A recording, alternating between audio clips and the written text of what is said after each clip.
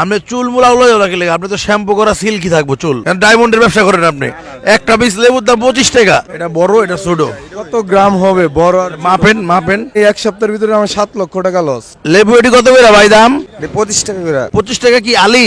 হ্যাঁ 25 টাকা আরে piece per piece. Per piece.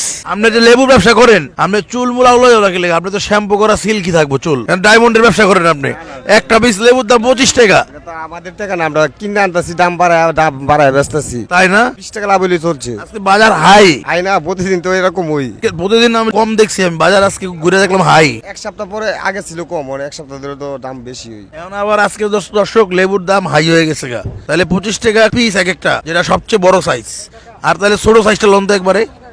একবার মিডিয়াম এটা এই মিডিয়ামটা কত কোন? 10 টাকা। 10 টাকা পিস। আজকে আমরা এই লেবু কত করে বেচছি? লেবু বেচছি 30 টাকা হালি। তাহলে এটা 10 টাকা পিস কিনা? তাহলে 40 টাকা করে হালি। তাহলে আমরা বিক্রি করতেছি 10 টাকা পিস। ওই তো মানে 40 টাকা হালি। এবার আরো বেশি। আপনাকে কিনা আরো বেশি। এবার এসে কিনা তো আমাদের ঘরে কিনা। আপনার এই লেবুটা আর এই লেবুটা একই দামে কিনা। এটা কত গ্রাম হইব, এটা কত গ্রাম হইব? কোন নাম না, আমি তো বুঝি না। আপনি ব্যবসা করেন, আমি তো ব্যবসায়ী না। আপনি না বুঝলে আপনি যেভাবে প্রশ্ন করতেছেন, এই লেবুটা সেম দাম কিনা, এটা কত গ্রাম হইব, এটা কত গ্রাম হইব, আমার প্রশ্ন। এটা বড়, এটা ছোট। কত গ্রাম হবে বড়? আর মাপেন মাপেন। আপনি বলেন। এটা এটার এটার এটার 5টা রমাইন না এটা। এটা তাইলে সেম দাম কিনা? তাইলে যদি এটা ধরেন আমি 15 টাকা বিক্রি করলাম, এটাকে কেউ 15 টাকাতে নিবে? না, যদি বাইকগুলো 10 টাকা। আমার কথা বুঝেন, বাইরের কথা হিসাব করেন। আপনার যুক্তিতে কি কয়? না 10 এটা যদি 15 টাকা বিক্রি নেয় কাস্টমার, তাহলে এটা কি 15 টাকাতে নিবে? না না, এটার দাম কত? 5 টাকা। তাহলে এটাও 15 টাকা কিনা, এটাও 15 টাকা কিনা।